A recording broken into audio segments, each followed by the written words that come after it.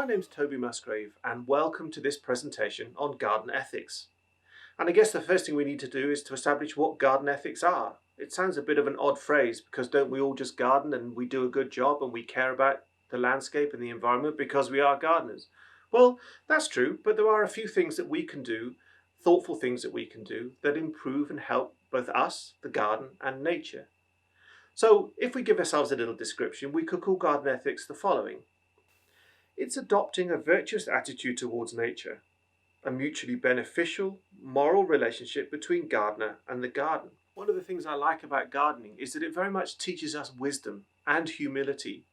Gardens welcome us in, they provide us with a refuge, a place to decompress, a place to enjoy, to be away from the hustle and bustle of everyday life. And the very act of gardening is soothing and calming.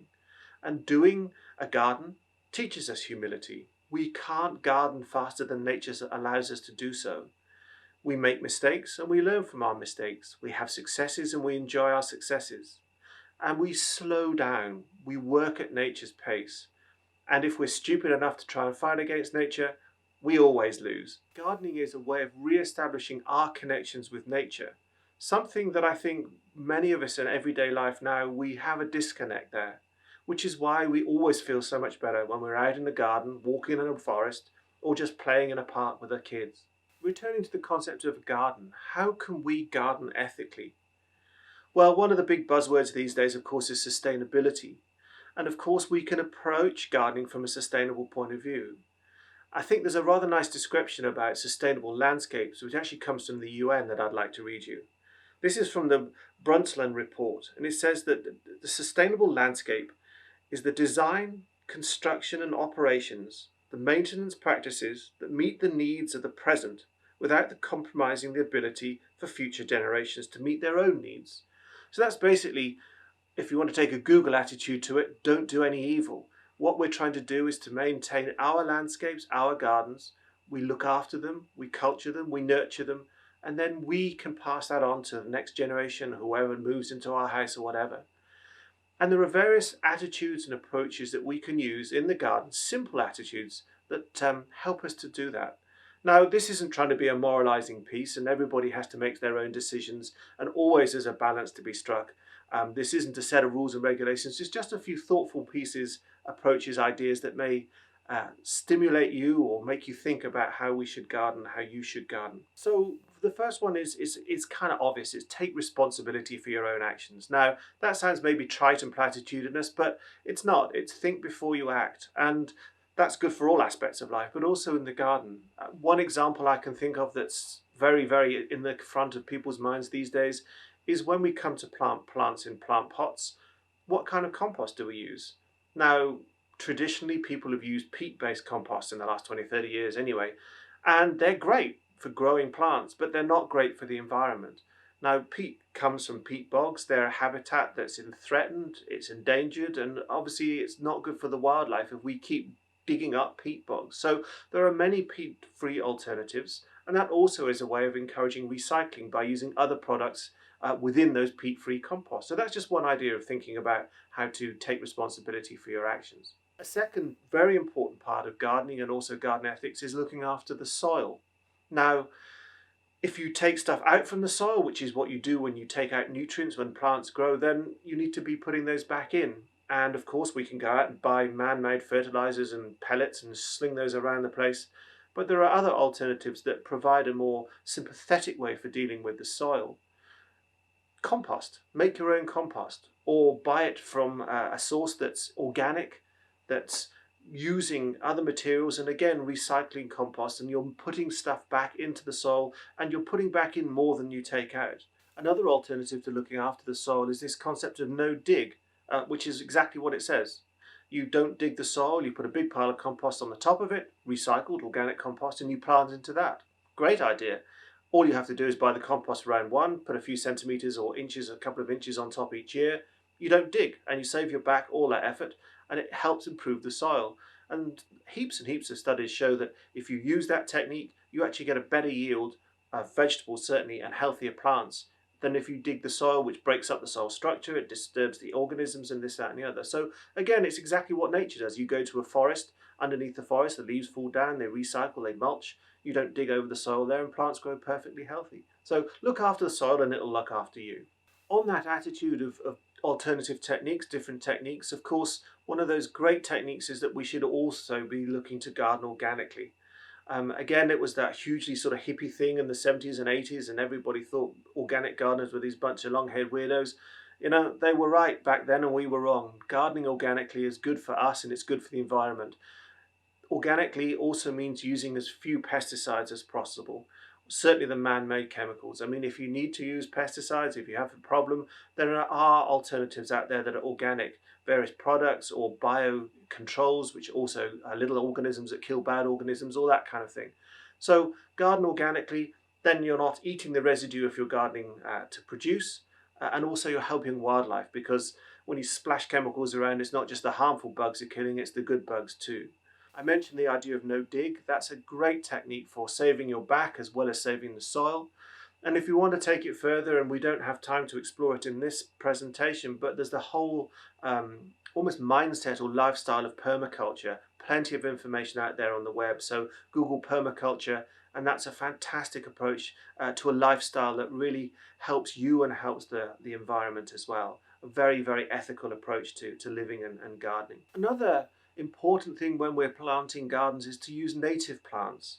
Now, if you live in Greece or you live in California, then you're lucky. You have a wonderful range of native plants to choose from. Some of us, I'm from England, we don't have such a great native flora. But one of the things you can do is to try and plant as many native plants as possible, because you're not fighting nature. You're growing plants that like to grow in those conditions and they'll thrive. Also, a lot of the native plants are the ones that are beneficial for insects and wildlife. They are what nature produces in those areas, and they will attract the good bugs, also attract some of the bad bugs, but the good bugs eat the bad bugs. But also the most important thing about native plants is that you're not losing a battle with nature. Nature likes those plants, they grow there, and they will grow for you. I think one of the most frustrating things about gardening is when you try to fight nature, grow plants that won't grow in your environment, your soil, your habitat, your climate, your aspect, you just end up getting depressed, the plants die and you end up wasting money. So go with it, go with nature, use native plants as far as you can. I'm not saying everybody has to use native plants. There's movements out there for growing native plants. California is an example, Australia is another example.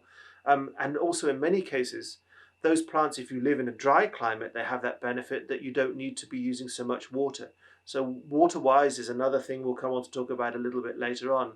But if you do garden in a dry, arid area, then certainly use the local plants, because you will be saving water and you will end up having a garden that grows rather than shrivels up and dies. One of the things I am so positive about at the moment is this boom movement for growing your own vegetables. I think it's something that's become such a trend, and long may that continue.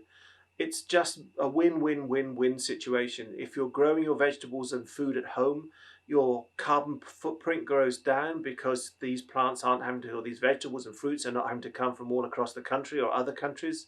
They're coming straight out of your garden. It's healthy. If you're gardening organically, then you're just producing the healthy plants. There's no residues. You can choose the seeds you want to grow, so you can avoid GM crops if you want to do that. And there's something very ethical and delightful about getting out there, sowing seeds, watching and nurturing the plants, looking after them, and something spiritual about getting back in touch with the soil. So there's a very ethical, personal relationship you develop with that garden. And then, of course, the delight of going out there, seeing the harvest, plucking the harvest, taking those vegetables and fruits back onto the house, into the kitchen, and cooking with fruits and vegetables that could not be fresher.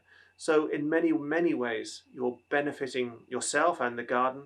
And growing vegetables and growing fruits is a fantastic way of getting children involved in gardening as well, and developing in them a sense of responsibility and a sense of nurture. So win-win-win-win. There's nothing negative about growing your own fruits and vegetables, just so long as you're happy to put up with a bit of damage here and there, particularly if you grow organically. It's not going to affect the taste of the carrot, you just cut the bit out. I just mentioned growing your own reduces your carbon footprint.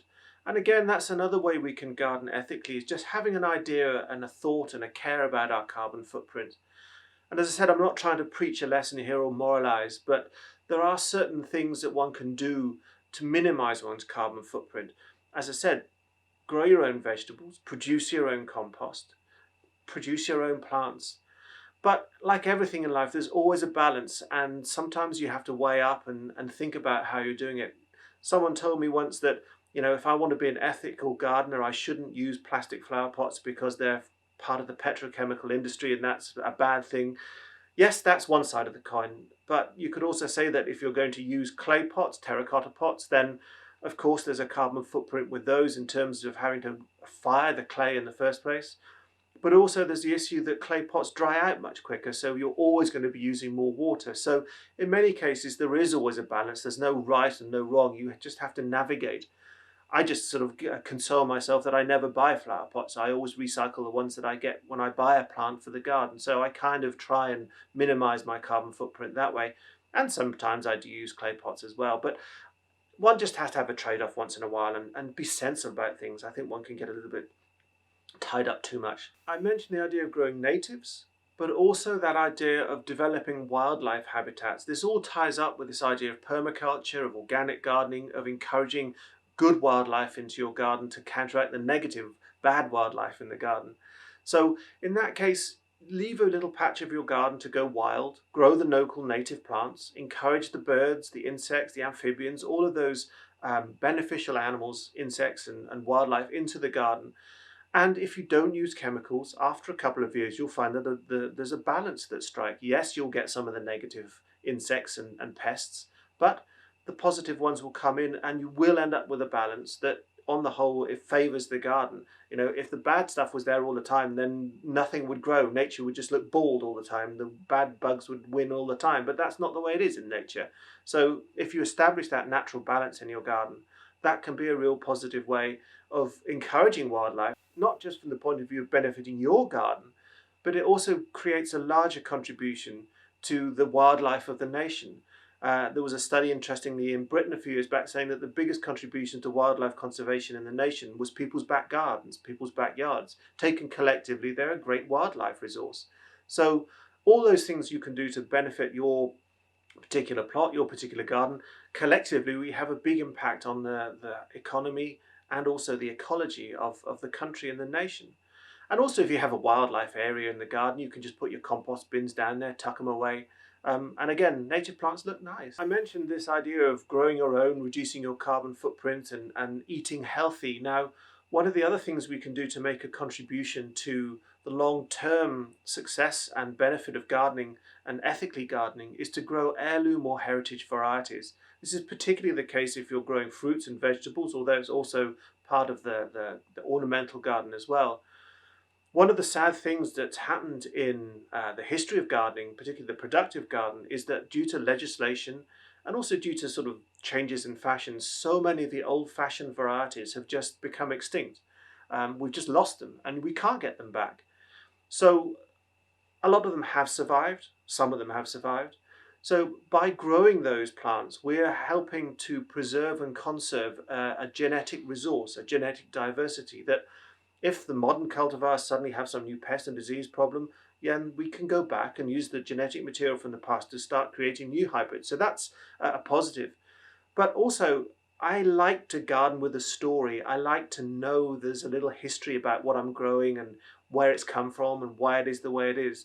So by growing heirloom varieties, high heritage varieties, you end up with a little bit more fascination to the garden, a little bit more depth to just the carrot that you're growing. I mean, carrots are originally purple. They come from Afghanistan. The reason why they're orange is because they were bred by the Dutch. House of Orange. So, there's always these fun little quirky stories. But also from that point of view, it's kind of fun to dry some of the old varieties because a lot of them don't taste the way that our modern ones do. So it's kind of fun to eat almost like your grandparents do. And the diversity that you can get in the kitchen is great. Planting 15 different types of lettuces, you get these wonderful salads. So heirloom varieties, great fun. So that's a long-term benefit to our genetic stability and our genetic resources, but also it's just another fun way to garden. And I think gardening is all about fun. If we don't enjoy it, doesn't matter how ethical we are, it's got to be a place of joy and a place of fun. Again, one of the issues that's very in the fore these days is water and conservation of water, particularly in areas which are short of water in any case. So if you're gardening in areas which are short of water, then the whole idea of growing plants that survive drought xeriscape conditions, use those. If you're in an area where there's occasional water shortages, then one of the things that we can do to help there is to have a water capture system, harvest the water off the roof, off the greenhouse roof, get a big water tank, store it in that, and just use watering cans or hoses and a pump. Again, it's one of those things where every little helps. Um, Also, from that point of view, if you're living in an area where you're on a water meter, you can actually end up saving yourself quite a lot of money. As well as just harvesting water, there are various other things you can do. Using organic mulches on top of flower beds is a great way to stop evaporation.